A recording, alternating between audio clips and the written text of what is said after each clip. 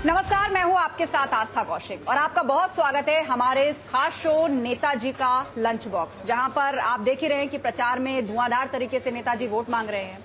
लेकिन एक समय ऐसा भी आता है जब प्रचार के बीच में से आके थोड़ी सी पेट पूजा का भी वक्त होता है।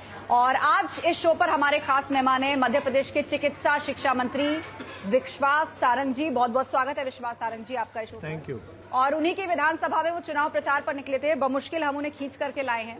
लंच का समय है, जायका हमारी टेबल पे है, तो चुनावी जायके की भी बात होनी चाहिए। तो सबसे पहले आप ये बताइए कि इन विधानसभा चुनाव में बीजेपी के लिए टेस्ट बन रहा है या बिगड़ रहा है? जनता के बीच में आपकी दाल गल रही है या कांग्रेस? जबरदस्त बीजेपी के पक्ष में है।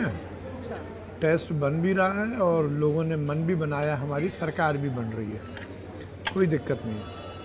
सीटों का कोई आंकड़ा दे पाएंगे? क्योंकि कांग्रेस तो पूरे दमखम से कह रही है कि 130 से ऊपर सीटें आ रही है। हम पहले ही कह चुके हैं, हमारे नेता अमित शाह जी ने कहा है 150 पार।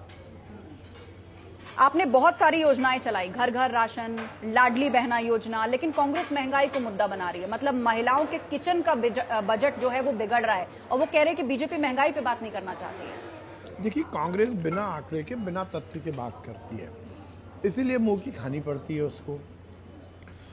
केवल मुद्दा उठाने के लिए मुद्दा बोलेंगे, इससे कोई फर्क नहीं पड़ता। जनता को मालूम है, चाहे वो देश में नरेंद्र मोदी जी की सरकार हो या प्रदेश में शिवराज सिंह चौहान जी की सरकार हो, हमने विकास भी किया है, लोगों का कल्याण भी किया है। और भारतीय जनता पार्टी के नेतृत्व में देश और प्रदेश दोनों तेज गति से विकास कर रहे हैं और जनता ने इसको शिरोधार्य किया। इसीलिए जनता पूरा मन बनाई है कि डबल इंजन की सरकार की जो परिभाषा है वो पुनः प्रतिपादित होगी मध्य प्रदेश में। आपकी लाडली बहन योजना, लाडली लक्ष्मी योजना, दूसरी तरफ कांग्रेस कह रही है कि महिलाओं के सम्मान में हम भी एक इस तरह की निधि यानी 1500 रुपए पर मंथ महिलाओं के खाते में डालेंगे। तो इस बार महिला कार्ड जबरदस्त तरीके से आपकी भी ओर से और कांग्रेस की भी ओर से। देखिए, हमारे लिए लाडली बहना योजना या महिला के या किसी वर्ग के सशक्तिकरण की योजना कोई चुनावी मुद्दा नहीं होता है। हम तो वर्ग विशेष का कल्याण करना चाहते हैं, उसको मुख्य धारा से जोड़ना चाहते हैं, इसलिए हम योजना लेके आते हैं। लाडली बहना योजना केवल किसी महिला को 1250 देना या फिर हमारी सरकार बनने के बाद हम उसको 3000 रुपये तक लेके जाएंगे, यहाँ तक सीमित नहीं है।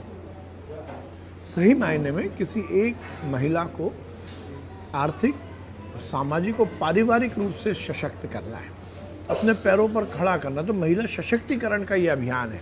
कांग्रेस उसको चुनावी मुद्दा बनाती है। हमने 1000 की बात की तो वो कह रहे हैं कि हम 1500 करेंगे। हम तो 1500 नहीं, हम तो 3000 तक लेके जाने वाले। 1250 तो अभी कल ही मिले, हम इसको 3000 तक ले जा रहे हैं। पर कांग्रेस के नेता तो ये भी बोल चुके हैं कि जैसे ही हमारे कांग्रेस की यदि सरकार बनती है तो सबसे पहले वो लाडली बहना योजना बंद करेंगी। इसी बात का जिक्र प्रधानमंत्री मोदी ने भी मंच से किया कि अगर सरकार बदली तो हमारी योजनाएं बंद हो जाएंगी। क्योंकि ये कांग्रेस का इतिहास रहा है। कांग्रेस 15 महीने मध्य प्रदेश में सरकार में आई, उन्होंने संबल योजना बंद की, मुख्यमंत्री कन्यादान योजना बंद की, मुख्यमंत्री लाडली लक्ष्मी योजना बंद की, युवाओं को लैपटॉप दिया जाता था वो बंद कर दिया, बेटियों को जो साइकिल दी जाती थी वो बंद कर दी।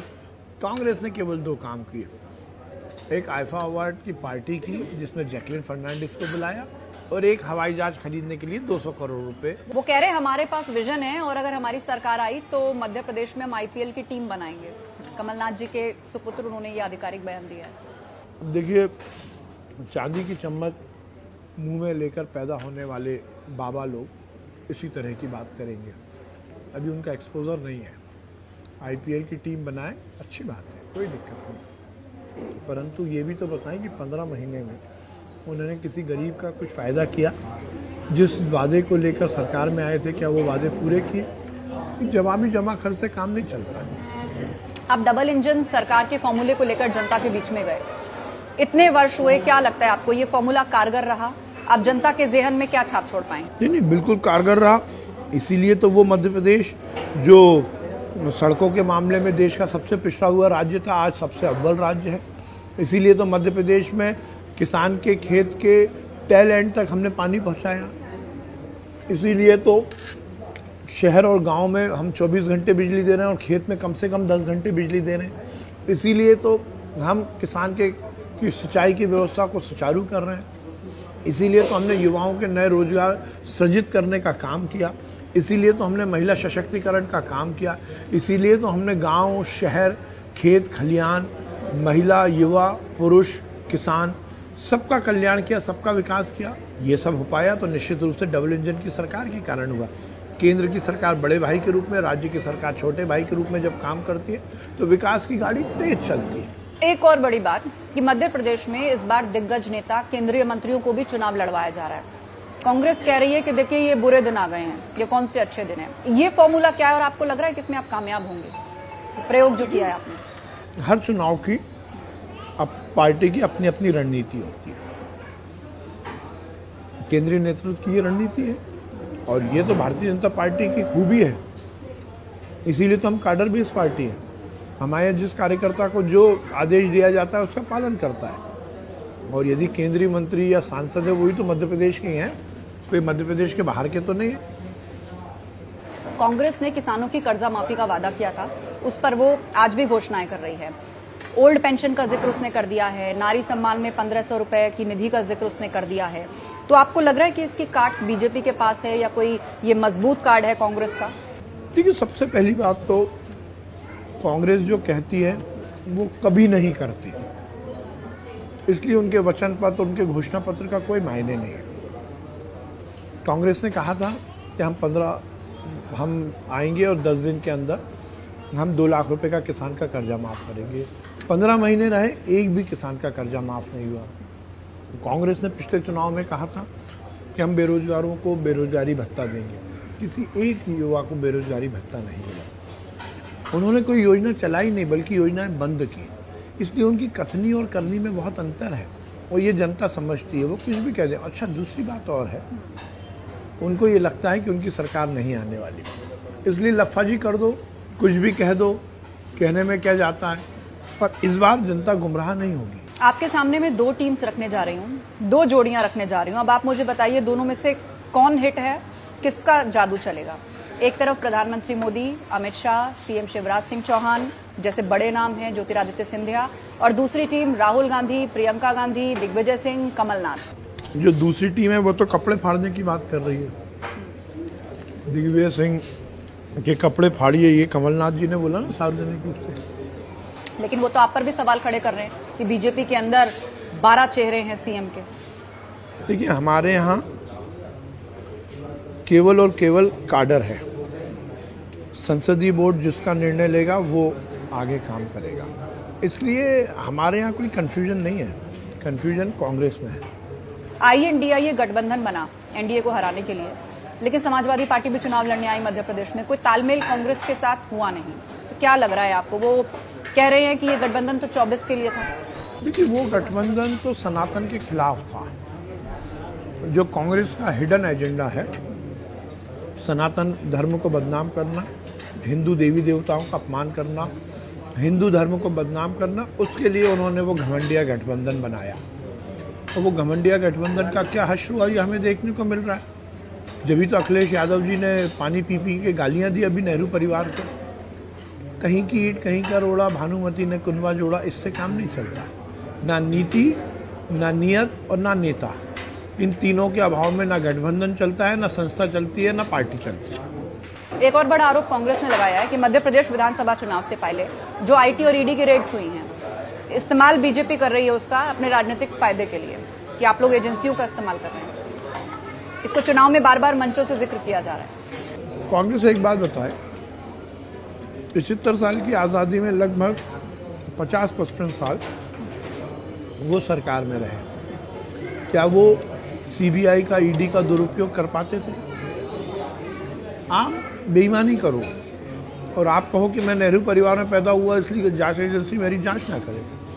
आप नेशनल हेराल्ड में बेईमानी करो, वो कहो कि मैं बाबा हूँ, मैं नेहरू परिवार का बेटा हूँ या नेहरू परिवार की बेटी हूँ, इसलिए मुझ पर आप इल्ज़ाम ना लगाओ। ऐसा नहीं चलेगा। आपके जीजा हरियाणा की गरीबों की ज़मीनों पर कब्जा कर ले और आप कहो कोई जांच एजेंसी उसकी तरफ ना देखे, ऐसे नहीं चलेगा। वो कहते हैं कार्रवाई सेलेक्टिव है। आपकी पार्टी में भी बहुत लोगों पर आरोप हैं, तो उनके घर में कार्रवाई क्यों नहीं होती? बिल्कुल नहीं। भारतीय, देखिए, ये सब निर्णय जांच एजेंसियां करती हैं। जांच एजेंसी की अपनी एक प्रक्रिया है।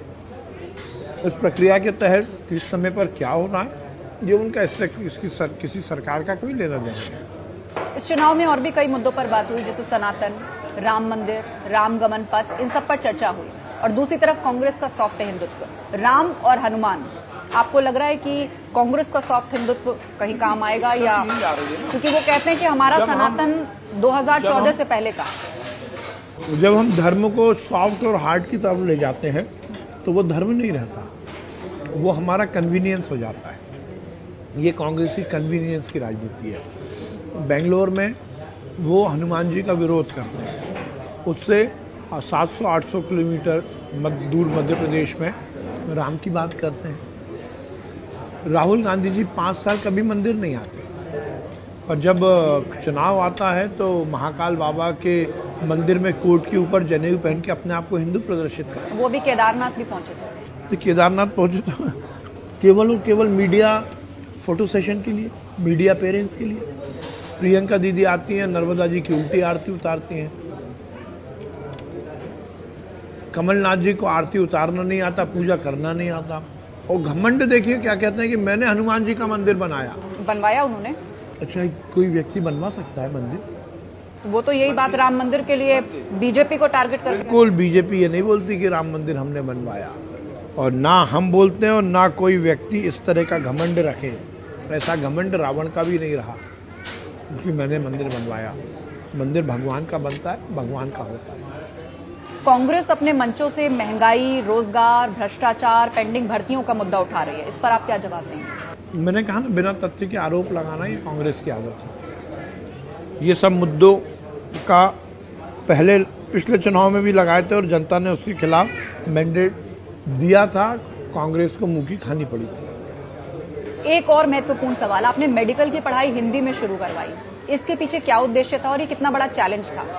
इस दुनिया में 16 ऐसे देश हैं जो अपनी मातृभाषा में अपनी मेडिकल की पढ़ाई कराते हैं। इस देश में भी चर्चा होती रही, क्योंकि हमारे हिंदी भाषी जो बच्चे हैं उनको बहुत दिक्कत होती थी मेडिकल की पढ़ाई में। तो हमने ये निर्णय लिया कि हम टेक्निकल टर्मिनोलॉजी को वैसे ही रखते हुए देवनागरी लिपि में उसका ट्रांसलिट्रेशन करेंगे, जिससे कि हमारा जो हिंदी मीडियम का बच्चा है उसको इजी हो। और एक हम पैरेलल प्लेटफॉर्म उनको प्रोवाइड हमने किया है। ये कोई अलग से बैच नहीं है, वही बैच में एक इंग्लिश की किताब भी है और एक हिंदी की किताब भी है, जिसमें उसको अंडरस्टैंडिंग और लर्निंग में थोड़ा सा इजी हो सके। बहुत सफल प्रयोग रहा है और हमने अब सभी MBBS के 5 साल की किताबें ट्रांसलिटरेट कर दी है। और अब एक आखिरी सवाल कि बीजेपी के विजन को और अपने वादों को आप किस तरह जन जन तक पहुंचा रहे हैं? ये समय बहुत अहम है, बहुत जल्दी वोटिंग हो जाएगी। देखिए, भारतीय जनता पार्टी के प्रति जो जनता का विश्वास है, उसमें लोगों को लगता है कि हम जो कहते हैं करते हैं। तो भारतीय जनता पार्टी ने जो कहा है वो जन जन तक पहुंच रहा है, और आप जैसे मीडिया के माध्यम से भी हम पहुंचा रहे हैं। और जनता का विश्वास है, इसलिए अपनी बात को नीचे तक पहुंचाने में बहुत ज़्यादा दिक्कत नहीं आती। और अब जाते जाते सीटों का कोई आंकड़ा देकर जाना चाहेंगे क्या? कमलनाथ कहते हैं 130 से ऊपर सीटें आ रही हैं। कमलनाथ जी क्या कहते हैं इस पर तो मैं नहीं कहूँगा, पर हम 150 के पार जा रहे हैं। कंफर्टेबल मेजॉरिटी के साथ मध्य प्रदेश में भाजपा की सरकार बन रही है। मध्य प्रदेश का कल्याण होगा। डबल इंजन की सरकार बहुत तेज गति से मध्य प्रदेश में विकास करेगी। चलिए, बहुत बहुत धन्यवाद विश्वास सारंग जी। और इन्हीं शुभकामनाओं के साथ जो चुनावी जायके में आपने वादों का तड़का लगाया है, जनता का समर्थन आपको मिले, इसका तो फैसला बहुत जल्दी सामने आएगा। बहुत धन्यवाद हमारे साथ जुड़ने के लिए और इस शो पर आने के लिए। बहुत धन्यवाद। Thank you so much. इसी के साथ इस खास शो पे बस इतना ही। खबरें लगातार जारी हैं, आप बने रहिए हमारे साथ। नमस्कार।